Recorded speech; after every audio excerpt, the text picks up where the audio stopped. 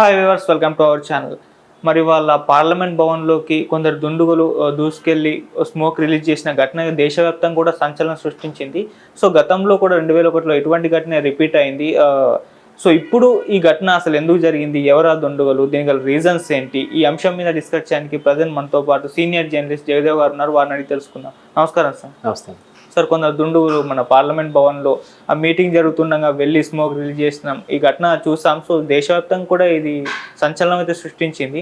So ఎందుకు, ఎవరు వాళ్ళు, ఈ ఘటన జరగడానికి గల కారణాలు ఏంటి సార్? అంటే యాక్చువల్గా సరిగ్గా ఇదే రోజు డిసెంబర్ 13, 2001లో పార్లమెంట్ మీద అటాక్ జరిగింది. అవును, అఫ్జల్ గురు అనుకుంటా అప్పుడు ఆ దాడికి సూత్రధారి. సో కొన్నాళ్ళకు కేసు నడిచిన తర్వాత ఆయనకి కూడా శిక్ష విధించారు. బట్ అప్పుడే ఆ రోజే ఒక 4-5 మట్టు పెట్టారు. బట్ ఆ రోజు కూడా ఒక అంబులెన్స్ లాంటి క్యాన్బాయ్ ఏదో వచ్చి సడన్గా 2-3 గేట్లు దాటుకుంటూ వచ్చేది. ఆ తర్వాత లోపలికి చొరబడలేదు, కానీ బయట అయితే మన భద్రతా దళాలు మట్టు పెట్టే అది పొజిషన్ పక్కన పెడితే ఆ రోజు చాలా భయానకమైన వాతావరణం సృష్టించారు. చాలా దేశ పార్లమెంటుకే దాడంటే సామాన్యుల రక్షణ ఏంటి అనే విధంగా ఒక్కసారిగా జరిగింది ఇప్పుడు. సో అప్పటికి చాలా భయపడ్డారు కూడా. అయితే ఆ తర్వాత సరిగ్గా ఈరోజు మళ్ళీ డిసెంబర్ 13, 2023 ఇప్పుడు ఏంటంటే ఎవరైతే సామాజికవేత్తలు లేదా జర్నలిస్టులు కొంతమంది అనుకొని పార్లమెంట్ సమావేశాలని, మనం అసెంబ్లీ సమావేశాలు కానీ పార్లమెంట్ సమావేశాలు కానీ ముందుగా కొంతమంది పాసులు తీసుకొని పబ్లిక్ గ్యాలరీలో కూర్చొని ఆ సమావేశాలను వీక్షించవచ్చు. సో అలా వీక్షించడానికి వెళ్ళి పబ్లిక్ గ్యాలరీ దూసుకుంటూ ఒక 2 వ్యక్తులు ఆ టియర్ గ్యాస్ని తీసుకొని అందరికీ, అంటే హాని కాదు, జస్ట్ ఒక అలర్ట్ కోసం. అయితే దానికి మనం ముందుకు వచ్చిన న్యూస్ ఏంటంటే కేవలం పార్లమెంట్లో ఇట్లాంటి భద్రతే ఉంది, పెద్దగా భద్రత లేదు, భద్రత పెంచాలని తెలియజెప్పే ప్రయత్నంతోనే కొంతమంది దేశభక్తిగా ఉన్న వాళ్ళు ఇలా చేశారని వార్తలు వచ్చాయి. బట్ ఒకవేళ కాసేపు అదే నిజం అనుకుందాం. అదే నిజం అనుకుంటే టియర్ గ్యాస్ని లోపలికి తీసుకెళ్ళినప్పుడు భద్రతా సిబ్బంది ఎంతవరకు చెక్ చేస్తున్నారు అందరికీ కదా.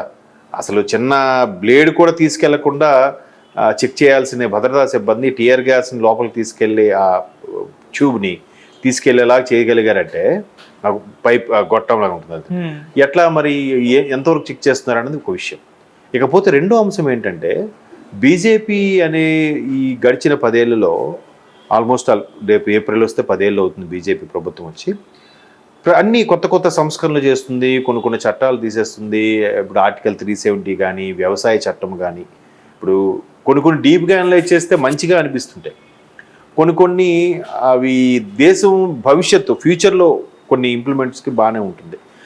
జిఎస్టీకి సంబంధించి కానీ, వ్యవసాయ చట్టం కానీ, 370 కానీ, అలాగే కాశ్మీర్ సమస్య ఏదైతే ఉందో లడాక్ దానికి 2గా డివైడ్ చేసి మళ్ళీ అది సుప్రీంకోర్టులో కేసు కూడా దాన్ని కొట్టించేసేలాగా, తర్వాత రామ్ మందిరం అయోధ్యకు సంబంధించి ఇప్పుడు కొత్తగా మళ్ళీ ఈసారి కానీ వస్తే ఒక కొత్త రకం అదే సిటిజన్షిప్స్ కొత్త చట్టం కూడా తీసుకొచ్చే ఆలోచనలు. అంటే చుట్టూ ఉండే సరిహద్దుల్లో ఉండే దేశాల నుంచి దాన్ని ఏమంటారు చొరబాటుదారుల్ని కట్టడి చేయడం కోసం కూడా అదొక మంచి ఇదే. బట్ అలాంటి చట్టాలు పెట్టి చాలా మందికి ఇబ్బంది కలుగుతుంది, మైనారిటీలు ఇబ్బంది పడుతున్నారు అనే విధంగా కొంతమంది ప్రభుత్వానికి చెప్పే ఉద్దేశంలో ఈ విధమైన టియర్ గ్యాస్ ప్రయోగంతో ఒక్కసారిగా అలర్ట్ చేసే ప్రయత్నం అయితే చేశారు. అయితే ప్రధాన నాయకులు ఎవరు లేరు, కానీ చాలా మంది ఎంపీల సభలో కొలువుదీరిన సందర్భంలో ఇవన్నీ జరగడం, వాళ్ళకి లోపలికి టియర్ గ్యాస్ ప్రయోగించిన వాళ్ళకి బడితపూడి కూడా జరిగింది. అది కూడా విశేషం ఏంటంటే మార్షల్స్ వచ్చి రాకముందే ఎంపీలు వాళ్ళందరూ బడిత పూజ చేశారు. అందులో మనకి ఆంధ్రప్రదేశ్ ఎంపీ గోరంట్ల గారు కూడా కనిపించారు ఆ వీడియోలో మనం చూస్తే. సో అది ఒక్కసారిగా ప్రభుత్వం పునరాలోచించుకోవాలి. ఇటువంటి చట్టాలు చేసేటప్పుడు ఈ చట్టాల వల్ల కొంతమందికి ఇబ్బంది కలుగుతుందని తెలిపే ప్రయత్నంలోనే చేశారు. అందులో ఒక మేలు ఫిమేల్ కూడా ఉన్నట్టున్నారు అందులో. సో అది అలర్ట్ చేయడం కోసం సరిగ్గా ఈ డేట్ని ఎంచుకొని వాళ్ళు ప్లాన్ చేశారు.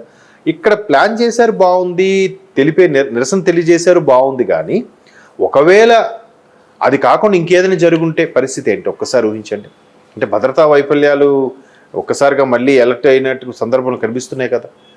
ఎంత కీలకమైన వ్యక్తులు ఉంటారు, అసలే నరేంద్ర మోడీ లాంటి వ్యక్తులకి ఎంత థ్రెట్ ఉంటుంది, ఎంత ఇలాంటివి జరిగితే ఒకసారి ఎంతగా భయం వేస్తుందో ఒకసారి ఊహించుకోండి. కాబట్టి అవన్నిటిని దృష్టిలో పెట్టుకొని ప్రభుత్వం జాగ్రత్తగా చర్యలు తీసుకోవాలి. బట్ ఇప్పుడు ఇలా జరిగింది కాబట్టి ఇంకా కొద్ది రోజుల వరకు ఎవరిని పూచికపుల్ల కూడా లోపలికి తీసుకెళ్ళకుండా భద్రత పెడతారు.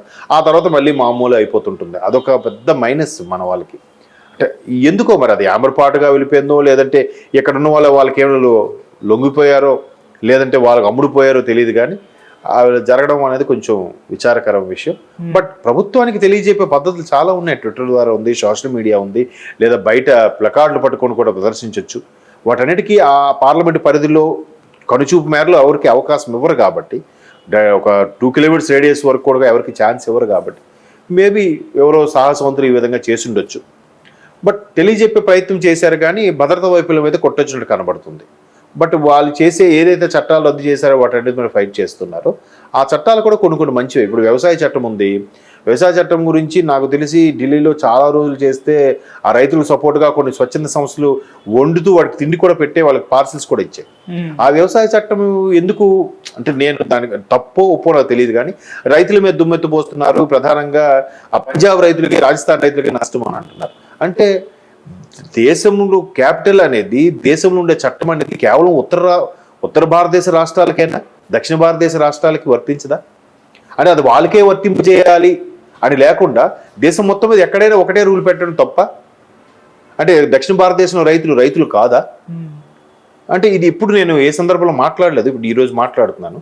అంటే ఇది ఎగ్జాంపుల్గా చెప్తున్నాను. ఎంతసేపు మరి మాకే లబ్ధి చేకూరాలి, ఇక్కడున్న రైతులకే లబ్ధి చేకూరాలి అని అంటే మిగతా ప్రాంత రైతులు కాదా? బట్ ఇక్కడ నుంచి మన వాళ్ళు కూడా చాలామంది పూర్తిగా సబ్జెక్ట్ తెలియకుండా లేదు వాళ్ళకు రైతులకు సపోర్ట్ ఇవ్వాలి, రైతే రాజు అని కూడా చాలామంది స్లోగన్స్ పెట్టారు, స్టేటస్లో కూడా పెట్టారు. అది వ్యవసాయ చట్టం ఆలోచింపు చేసిందే ఒక విధంగా. నాకు కూడా కొద్దిగా కరెక్టే కదా, ఓకే. చాలా ఇప్పుడు ఇంకోటి కూడా ఎగ్జాంపుల్ చెప్తాను. మిలిటరీకి సంబంధించి, డిఫెన్స్ సర్వీస్ సంబంధించి ఎక్కువగా నార్త్ ఇండియన్సే ఉంటారు, సౌత్ ఇండియన్స్ తక్కువ ఉంటారు. దానికి రీజన్ ఏంటంటారు?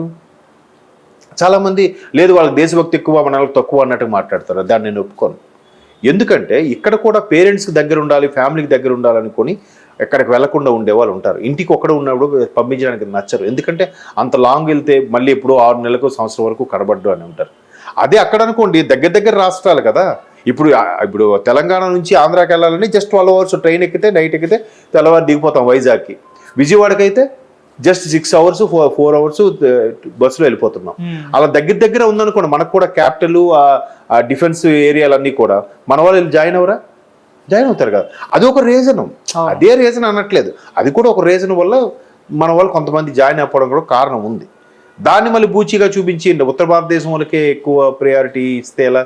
ప్రతిదీ కూడా ఇప్పుడు అవార్డులు చూసుకోండి, రివార్డులు చూసుకోండి, అన్నీ అక్కడికే ఉంటాయి. ఇప్పుడు రైల్వే ప్రాజెక్టులు, పథకాలు అన్నీ అక్కడికే ఉంటాయి. దక్షిణ భారతదేశంలో భాగం కాదా చెప్పండి? సో అలాంటి కొన్ని సందర్భాల్లో బీజేపీ ఇలాంటి చట్టాలు చేయడం వల్ల అటువంటి చట్టాలను కూడా రద్దు చేయాలి, ఇవన్నీ మళ్ళీ ఇంప్లిమెంట్ చేసేస్తున్నారని చెప్పే ప్రయత్నమే వీళ్ళిద్దరూ ఆ టియర్ గ్యాస్ కూడా లోపలికి ప్రవేశించారు. ఆఫ్ కోర్స్ వాళ్ళు పట్టుకున్నారు. అది నిజంగా ఒక విధంగా వాళ్ళు చేయడం మంచిదైంది. వాళ్ళకు కూడా అలర్ట్ వస్తుంది ఒక్కసారి. ఢిల్లీ పోలీసుల విషయంలో కానీ, భద్రతా సిబ్బంది విషయంలో కానీ, ఎస్పెషల్లీ పార్లమెంట్ సెక్యూరిటీ వింగ్ కూడా ఒకసారి అలర్ట్ అవుతుంది. ఒక విధంగా మంచిదే, అలర్ట్ చేశారు. సో ఈ పథకాల విషయం, ఈ చట్టాలు కూడా కొన్ని చట్టాలు ఉండాలి. ఇప్పుడు చొరబాట్ల చట్టాలు కట్టడి చేయకపోతే, ఇప్పుడు ఆల్రెడీ ప్రపంచంలోనే అత్యధిక జనాభా ఉన్న దేశంగా భారతదేశం అవుతుంది. చైనాని బీట్ అవుట్ చేసేసింది. ఇంకా ఈ చొరబాట్లు పెరిగిపోతే ఇంకెంత జనాభా? భూభాగం కొంచెమే ఉంది. విస్తీర్ణంలో చూస్తే 7వ 8వ మన భారతదేశం ప్రపంచ దేశాల్లో కదా. మరి అలాంటప్పుడు ఇక్కడికి ఇంకా వచ్చి పడిపోతుంటే, ఇప్పటికే మంద ఎక్కువైతే మజ్జిగ పలచన అని సామెత అన్నట్టు ఇప్పటికే కొన్ని చాలా కంట్రోల్ చేయలేకపోతున్నారు ఎంత జనాభా మీద. 155 పైచిలకు అన్ని కోట్లు, దగ్గర 160 కోట్ల జనాభాతో ఇదేంటిది? ఆథరైజ్ రిజిస్టర్డ్ ఇంత జనాభా ఉన్నారు, ఇంకా లెక్కలేని జనాభా చాలా మంది ఉంటారు కదా. వచ్చిపోయే వాళ్ళు, చొరబాట్లుగా సీక్రెట్గా వచ్చి లోపల కూడా ఉండేవాళ్ళు, ఒక బంగ్లాదేశ్ నుంచి ఒకవైపు, పాకిస్తాన్ నుంచి ఒకవైపు ఇట్లా దూరిపోతూ ఉంటే ఎంతకని భద్రత కల్పిస్తారు? ఎంతమందికి ఇక్కడ దొరికే ఫుడ్ని షేర్ చేస్తారు చెప్పండి? సో కాబట్టి కొన్ని చట్టాలు ఉంటేనే బెటర్ నా అభిప్రాయం. బట్ వాళ్ళు చెప్పే ప్రయత్నం చెప్పారు, బట్ ఇలాగ చెప్పుకుండా ఉండాల్సింది. ఓకే, సో అది అంటే సార్ లోక్సభ ఎలక్షన్స్ టైంలో, అంటే ఇంకొక 3 నెలల టైం ఉంది, ఇటువంటి టైంలో ఇటువంటి సంఘటన జరగడం అనేది ఎలక్షన్స్ పైన ఏమన్నా ప్రభావం చూపించే అవకాశం ఉందా సార్? అప్పటికి అది ఏముండదండి. భద్రత వేరు, పార్టీలు వేరు. మేబీ దాన్ని కాంగ్రెస్ వాడుకుంటే వాడుకుండొచ్చు కాక, అది చూద్దాం, ఇంపాక్ట్ మర్చిపోతారు జనాలు, అంత త్వరగా గుర్తుపెట్టుకోరని. మొన్న నైట్ ఏ కర్రీ తిన్నామంటే ఈరోజు గుర్తుండదు మనకి. ఇలాంటి గుర్తుంటే అంటారా? సో మన మీడియా వాళ్ళు ఎవరో మళ్ళీ రిమైన్ చేసి గుర్తు చేస్తే తప్ప ఇంపాక్ట్ ఉండకపోవచ్చు. Let we see.